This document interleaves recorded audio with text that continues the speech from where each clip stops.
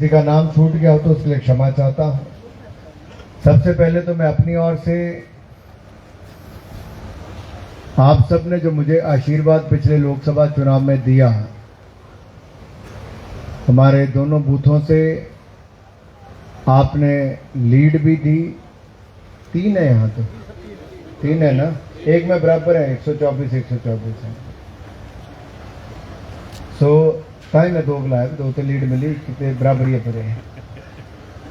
तो आपने जो आशीर्वाद दिया, लीड दी, इसके लिए आपका बहुत बहुत मैं आभार प्रकट करता हूं, धन्यवाद करता हूं। इसी चुनाव में नहीं, हर चुनाव में आपने सहयोग, समर्थन और आशीर्वाद दिया और आगे बढ़ाया है। आपने मुझे भी जिताया तो केंद्र में मोदी जी को 60 सालों के बाद कोई प्रधानमंत्री 3 बार लगातार प्रधानमंत्री बना हो और कोई सरकार 3 बार लगातार सत्ता में आई हो, ये 60 साल के बाद हुआ। तो प्रधानमंत्री नरेंद्र मोदी जी के नेतृत्व में एनडीए की सरकार आपने बनाने का कार्य किया है। भाई और बहनों, सरकार बनते ही जो पहले कुछ निर्णय हैं, उनमें से एक निर्णय यह भी है कि 3 करोड़ पक्के मकान और बनाए जाएंगे गरीबों के लिए। इसकी मंजूरी भी नरेंद्र मोदी की सरकार ने दे दी है। जो वायदा किया था वो पहली कैबिनेट में ही उसको मंजूरी दे दी गई है। लगभग 1,70,000 रुपये एक मकान बनाने के लिए मिलता है, किसी को 1.5 लाख मिलता है ग्रामीण अंचल में। इसके अलावा एमएसपी खरीद जो फसलों की है, उस पर भी 14 फसलों पर एमएसपी के दाम को बढ़ा दिया गया है और खरीद पहले से ज्यादा होगी। अनेकों ऐसे निर्णय जो जनता के हित में हैं, वो नरेंद्र मोदी जी ने पहली ही कैबिनेट में ले लिए हैं और अब आने वाले समय में एक के बाद दूसरा जो हमने संकल्प लिया है उसको सिद्धि की ओर लेकर जाएंगे। आज मैं आपके बीच में आया हूं भारतीय जनता पार्टी के प्रत्याशी माननीय आशीष शर्मा जी के लिए आपका वोट, सहयोग, आपका समर्थन मांगने के लिए। और आपके खिलखिलाते चेहरे देखकर लगता है कि आपने मन बना लिया है कि कमल का बटन दबाएंगे और आशीष जी को अपना विधायक बनाएंगे। भाई और बहनों, इतना ही नहीं, माननीय प्रधान जी ने शानदार उद्बोधन यहां पर दिया है और शानदार भाषण प्रधान जी का था। एक बार प्रधान जी के लिए जोरदार तालियां आप बजा दीजिए। मनास जी देखा ड्यूटी बदली क्यों है? ये कहानी घर घर की है भाई, कोई बात नहीं।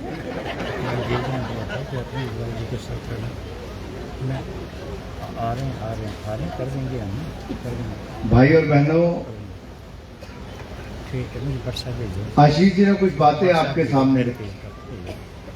क्या मजबूरियां रही, क्या कारण रहे कि 15 महीनों के बाद इनको जिस सरकार को समर्थन दिया था उससे समर्थन वापस लेकर भारतीय जनता पार्टी में शामिल होना पड़ा और ये अनदेखी की गई, इनके काम नहीं किए गए। साल भर इन्होंने इंतजार किया और इनके काम नहीं हुए तो इन्होंने भी कांग्रेस को बाय बाय बोली और कहा कि अब हम आपको समर्थन नहीं देंगे। दूसरी ओर पिछली भारतीय जनता पार्टी की सरकार थी, जयराम जी मुख्यमंत्री थे। देरा से हमारे इंडिपेंडेंट विधायक थे होशियार सिंह जी। हालांकि वहां से हमारी पार्टी के पूर्व मंत्री उस समय रहे रविंदर सिंह रवि जी, वहां से चुनाव लड़े लेकिन वो चुनाव जीत नहीं पाए थे। लेकिन जयराम जी होशियार सिंह जी के कहने पे काम करते थे। चुना हुआ प्रतिनिधि था कि उनको उतना मान सम्मान देते थे। कई बार हमारे पार्टी के कार्यकर्ताओं को लगता था कि उनकी अनदेखी हो रही है, उनके कहने से काम नहीं हो रहे, लेकिन उसके बावजूद जयराम जी एक इंडिपेंडेंट विधायक जो चुन कर आया था उसके काम भी करवाते थे। यहाँ दूसरा है कि जो चुना हुआ प्रतिनिधि है उसकी अनदेखी की गई, उसके काम नहीं किए गए। ये अंतर है 2 पार्टियों में, 2 सरकारों में, 2 मुख्यमंत्रियों में कामकाज तरीके का। दूसरा सवाल ये खड़ा होता है कि कांग्रेस ने हमीरपुर को दिया क्या, विकास के लिए किया क्या। हमीरपुर के साथ साथ हिमाचल प्रदेश को ही क्या दिया, हिमाचल वासियों को क्या दिया। जो उन्होंने वायदे किए थे वो पूरे नहीं कर पाए और आज आम जनता अपने आप को ठगा हुआ महसूस कर रही है। तीसरा सवाल ये खड़ा होता है कि जो पहले की परियोजनाएं थी इन्होंने तो वो भी ठप कर दी। हम लोग मेडिकल कॉलेज मंजूर करवा कर लाए थे, पिछली कांग्रेस की सरकार थी, वीरभद्र जी ने 5 साल जमीन ही नहीं दी हमें, और जब भारतीय जनता पार्टी की सरकार बनी तब हमें जमीन मिली। आज भव्य मेडिकल कॉलेज वहां पर बनकर तैयार हो रहा है और जब से प्रदेश की सरकार कांग्रेस की आई 1.5 साल में उसके लिए पैसा भी पूरा करने के लिए जो राज्य की हिस्सा है वो नहीं दिया गया। दूसरी ओर हमारी केंद्र की सरकार आई तो हमने नूरपुर से लेकर मटौर, मटौर से लेकर रानीताल, रानीताल से लेकर हमीरपुर तक ये हमने 4 लेन हाईवे और यहां से शिमला तक का 4 लेन हाईवे ये भारतीय जनता पार्टी की देन है। अब शिमला जाने के लिए 4.5 घंटे नहीं लगेंगे, आने वाले समय में आप 2.5 घंटे के अंदर शिमला पहुंच जाएंगे, 2 से 2.5 घंटे के अंदर। जैसे आपको चंडीगढ़ जाने में 5.5 घंटे लगते थे, आज हम 2.5 से 2.25 घंटे में चंडीगढ़ पहुंच जाते हैं। ये 4 लेन हाईवे भी भारतीय जनता पार्टी की देन है जो बिलासपुर से लेकर कीरतपुर तक हमने बनाया है। अब आपको पठानकोट जाने के लिए भी मात्र 2.5 से 3 घंटे मुश्किल से लगेंगे, इससे ज्यादा समय नहीं लगेगा। ये बड़ा बदलाव किसी ने किया तो भारतीय जनता पार्टी ने किया। स्वास्थ्य की सुविधाएं भी, आयुष्मान भारत योजना हो, 5 लाख रुपए का इलाज बिल्कुल मुफ्त में किसी ने दिया तो भारतीय जनता पार्टी की सरकार ने, मोदी जी ने दिया। तो प्रदेश में जयराम जी की सरकार थी तो हिमकेयर योजना में 5 लाख रुपए का इलाज उन्होंने भी मुफ्त में दिया था, जो कांग्रेस की सरकार ने आकर बंद कर दिया है। आपको 1100 रुपए में अपने परिवार का फॉर्म भरवाने होते थे, आपको 5 लाख का इलाज मुफ्त में मिलता था, कांग्रेस ने बंद करवा दिया। हमने 125 यूनिट जयराम जी की सरकार में मुफ्त में दिए, आज कांग्रेस की सरकार ने वो योजना भी बंद की और लेके जा रहे हैं। बिजली के बिल आने शुरू हो गए, बिजली के कट पहले से ज्यादा लगने शुरू हो गए।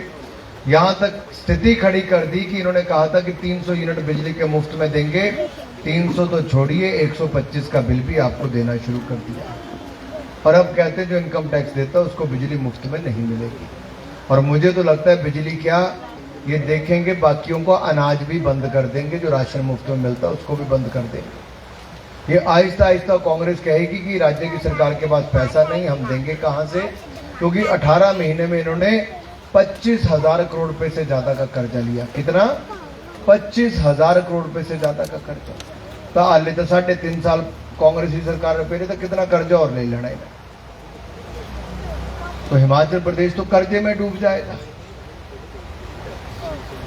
अगर हिमाचल को कर्जे में डूबने से बचाना है, अपना अनाज मुफ्त का बंद नहीं करवाना है और बिजली के यूनिट भी 125 यूनिट मुफ्त में मिलते रहे, तो कांग्रेस को हराकर भारतीय जनता पार्टी को जिताना है। भाई आशीष को अपना यहाँ का विधायक हम सबको मिलकर बनाना है। गर्मी ज्यादा है कि ध्यान पे गया 125 यूनिट बंद हो जाएंगे, रख रहा खो ही गया किसी बात से। मिलती रहनी चाहिए मुफ्त बिजली की, नहीं मिलती रहनी चाहिए, मुफ्त अनाज भी मिलता रहना चाहिए और 300 यूनिट भी मिलने चाहिए। मिलेगा नहीं आने का सैनी मिलने बेटा, बाकी सब तो ठीक है, नाश नाश नहीं बोलना। हेलो, तुम्हें छोटी उम्र है, वैसे किसी की आलोचना करनी, कुछ करना वो ठीक है, शब्द का प्रयोग ठीक होना चाहिए। आप बहुत छोटे हो अभी, आप बहुत अच्छा बोले, लेकिन उसमें शब्द का चयन बहुत, क्योंकि कोई भी किसी पद पर बैठा है वो गरिमा वाला पद है। होगा क्या, कांग्रेस वाले नहीं तो इसी को चला के बोलेंगे बीजेपी वाले ने किससे बुलवा दिया। तो आपने बिल्कुल ऐसा नहीं सोचना। आप बहुत अच्छे हो, बहुत पढ़ो लिखे, आगे बढ़ो। इनके काम ही ऐसे हैं कि वो नाश नहीं सर्वनाश की ओर जा रहे हैं। उनको अपने आप काम वो करने दो, आपने नहीं बोलना। हम सबको मिलकर भारतीय जनता पार्टी के कामकाज को बताना है और कांग्रेस की जो कमियां हैं हमें उसको जनता के सामने बेनकाब करना है। और आशीष जी ने बड़े विस्तार में एक एक करके सारा बताया कि क्या क्या उन्होंने किया, कैसे कैसे उनको मजबूर होना पड़ा अपना इंडिपेंडेंट रहते हुए भी। ये चाहते तो इंडिपेंडेंट रहकर भी भारतीय जनता पार्टी का समर्थन कर सकते थे, लेकिन उन्होंने उसके विरोध में जाकर अपने पद को छोड़ा है और भारतीय जनता पार्टी में शामिल हुए हैं। भारतीय जनता पार्टी के सारे कार्यकर्ता पूरी ताकत के साथ लगे हैं। आप देखिए, हमारे पूर्व विधायक मनाली के, हमारे आनी के विधायक, हमारे नैना देवी के विधायक, हमारे बिलासपुर के विधायक, हमारे झंडूता के विधायक, हमारे घुमारवी के पूर्व मंत्री, ये सब लोग, या हमारे बड़सर के विधायक, सब लोग हमीरपुर विधानसभा क्षेत्र में पूरी ताकत झोंके हुए हैं भारतीय जनता पार्टी को जीत दिलाने के लिए। हम सबको, ये जो बाहर से आए कार्यकर्ता हैं, इनका मान सम्मान भी करना है, इनको उचित स्थान भी देना है और इनका सहयोग करके हमें भारतीय जनता पार्टी को रिकॉर्ड जीत दिलानी है और आशीष जी को फिर एक बार हमीरपुर का विधायक हमें बनाना है। भाई और बहनों, कुछ बातें मुझे आपके सामने